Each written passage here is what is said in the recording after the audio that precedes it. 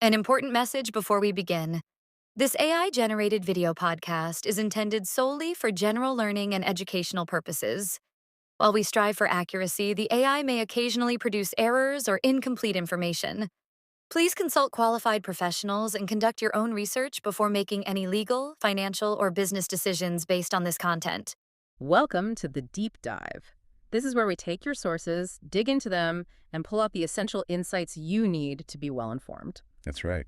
Cutting through the noise. Exactly. So today we're looking at a really interesting perspective on intellectual property, specifically global innovation patterns. Yes. We're working from excerpts of a guide. It's titled Non-Enforceable Patents, a guide for developing economies. And our goal here is pretty clear. We want to unpack how this guide takes what look like, well, negative statistics about global patent filings and reframes them. Right, it reframes them as potential opportunities, especially for entrepreneurs in developing economies. Places like India are a key example in the source. So what does this specific take mean for you if you're involved in the global innovation scene, or maybe just curious about where opportunities might lie beyond the usual headlines? It's a fascinating angle. Okay, let's dive right in.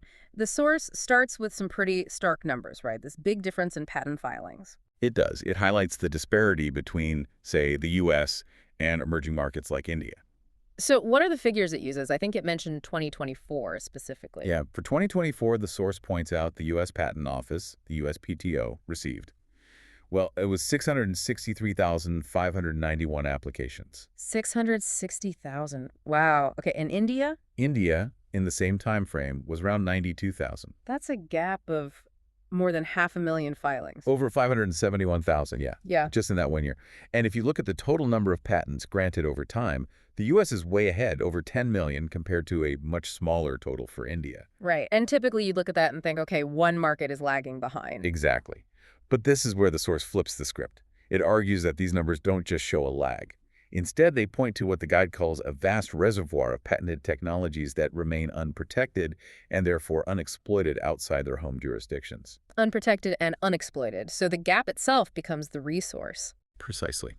Instead of just a weakness, the source sees it as a potential catalyst for local innovation and adaptation. It's quite a shift in thinking. It really is.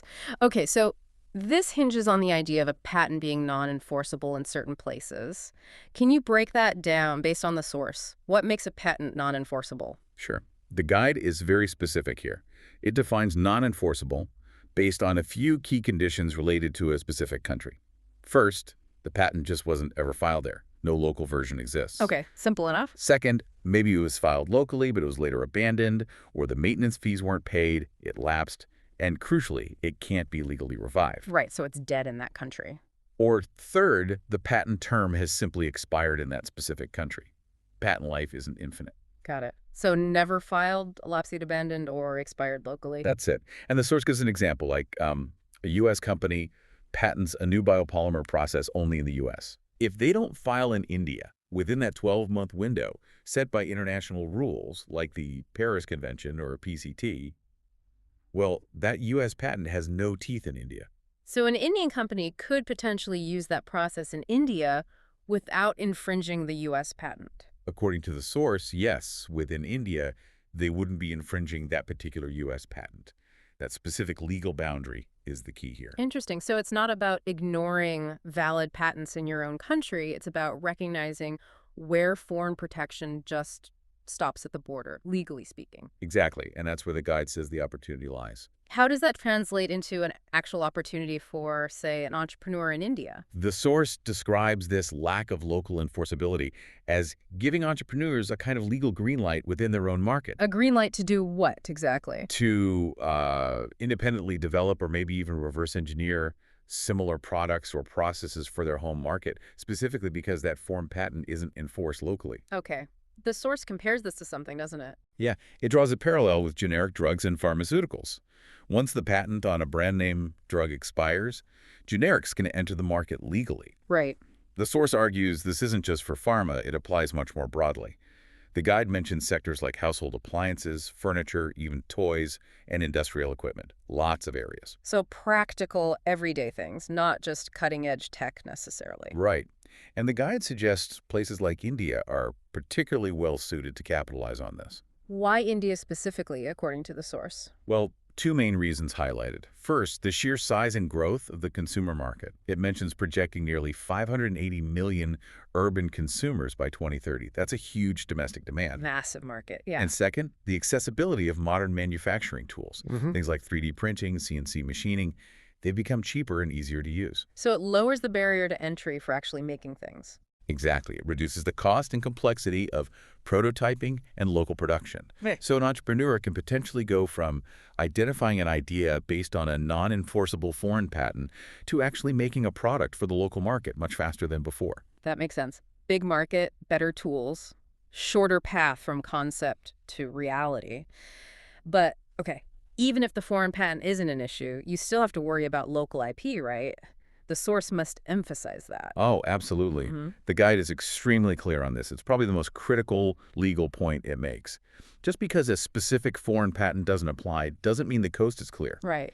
You absolutely must make sure you're not stepping on the toes of any active enforceable patents or even pending applications that are valid within your own country. And how do you do that? What's the process? That requires what the source calls a freedom to operate search, or FTO search. It's an essential due diligence. Okay, FTO search. Let's unpack that based on the source. What does it involve? The guide defines it as a professional legal review. You need a qualified patent attorney or agent in your local country to do this. Not something you DIY. Definitely not recommended by the source. This professional searches local patent databases meticulously. They're looking for any existing enforceable patents or even published pending applications that your planned product or process might potentially infringe. Okay, and the source breaks this FTO process down. Yes, into four main steps, as presented in the guide. First, select a target patent. Identify that foreign patent you're interested in, one that seems relevant, has market potential locally, and crucially, doesn't look like it was filed in your country. Step 1, find your target. Step 2, hire patent counsel. Engage that local patent attorney or agent, someone who knows the local laws and databases inside out. Get the expert. Step 3, analyze results. The attorney compares the claims of that foreign patent with any active local patents or applications they found. They look for overlaps, potential conflicts. See if there's a local roadblock. Exactly. Which leads to step 4, decision-making. If the search comes back clear, no conflicting local patents, the source indicates you likely have the freedom to operate domestically. Green light, locally speaking. But if the search does find potential infringements, an active local patent that blocks you, well, the guide says you then have to choose. Either redesign your product to avoid infringement, try to negotiate a license for that local patent, or you might have to abandon that particular idea. So the FTO is the critical check to make sure you're clear locally, even if the foreign patent isn't an issue. That's a vital safeguard. Absolutely essential, according to the source. Okay, so let's say you get the FTO clearance. The path is clear locally. What does the source suggest is the next move? Just copy the foreign thing. Not necessarily just copy, no. The guide emphasizes adaptation. Once you have that FTO clearance, the smart move is to modify and optimize the concept for your specific local market. Adapt it how? What kind of things does the source mention? Several possibilities. You might use local materials or suppliers, which could really affect your costs and supply chain. Makes sense. You could tweak the design itself, maybe for local tastes or different environmental conditions, or to work with existing local infrastructure. Tailoring it. Or you might simplify how it's made, maybe to fit local manufacturing capabilities better, or just to bring the cost down further. It's about making it relevant and feasible locally. But there's a limitation here, right? Something about exporting. Yes, a very important one highlighted in the source. If you develop a product this way, leveraging the fact that a foreign patent isn't enforced locally, you generally cannot export that product to countries where the original foreign patent is still valid and enforceable. Ah, okay. So the freedom to operate is usually restricted to your domestic market where the protection gap exists. That's the typical situation described. Exporting could lead to infringement lawsuits in those other countries. Right. That makes perfect legal sense. Now, the guide also touches on something beyond the law. The ethics of this. Even if it's legal because the patent wasn't filed locally, the source acknowledges that some people might see this as just, well, copying someone else's invention. Lacking originality. How does the guide handle that? It addresses it directly. The source is quite explicit that it's not advocating for unethical behavior or, IP theft. It positions its approach differently. How so? It offers what it calls a strategic and ethical alternative to just quietly reverse engineering something based on a non-enforceable patent. An alternative, what is it? Partnering, actively reaching out to and collaborating with the original foreign patent owner. Partnering with the company whose patent you could potentially work around legally in your market? Why would they agree to that, according to the source? Seems a bit odd. Well, the guide lays out why it can be a win-win. It makes a case for this ethical path. How does that work? Basically, the local entrepreneur contacts the foreign patent owner. They propose a formal deal, maybe a licensing agreement or a revenue-sharing plan specifically for the local market where the patent isn't enforceable anyway. Okay, so what's in it for the foreign company? They weren't enforcing it there anyway. Exactly. From their perspective, as the source explains it, they get access to a market they probably weren't planning to enter directly. It's found money, potentially. A new revenue stream from that territory with minimal effort or risk on their part. They monetize an asset that was effectively dormant in that specific country. Okay, I see the angle for them. And for the local entrepreneur. They could legally do it without a deal in some cases, right? So why partner? But the guide highlights a huge potential benefit beyond just the legal cover of an agreement. It's access to the patent owner's tacit knowledge. Tacit knowledge, what's that? It's all the practical know-how that isn't written down in the patent document itself.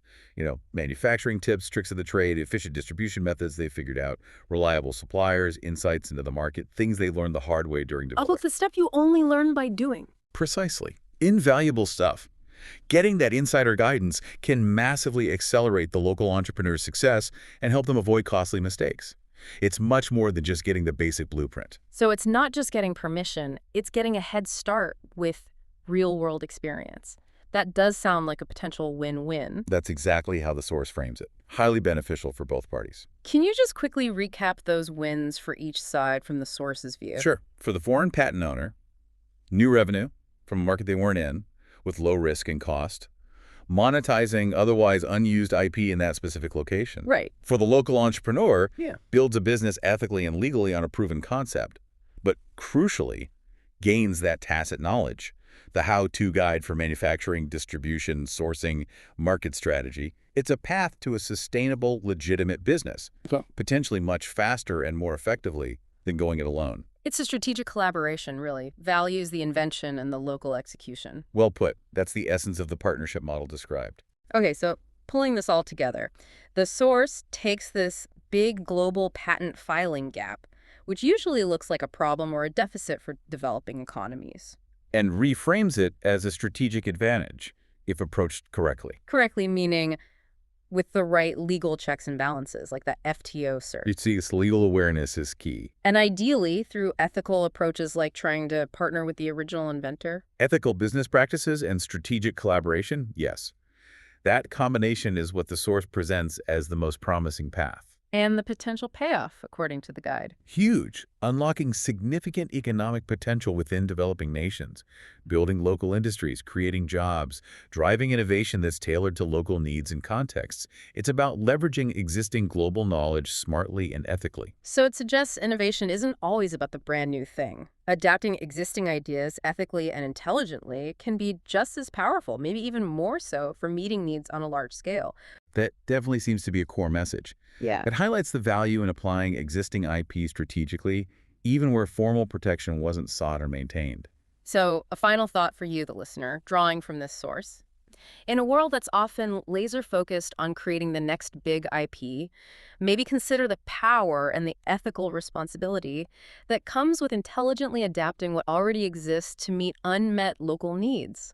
Looking through that lens, what opportunities might you find? It's a different way to think about innovation pathways. Indeed. And that concludes this deep dive.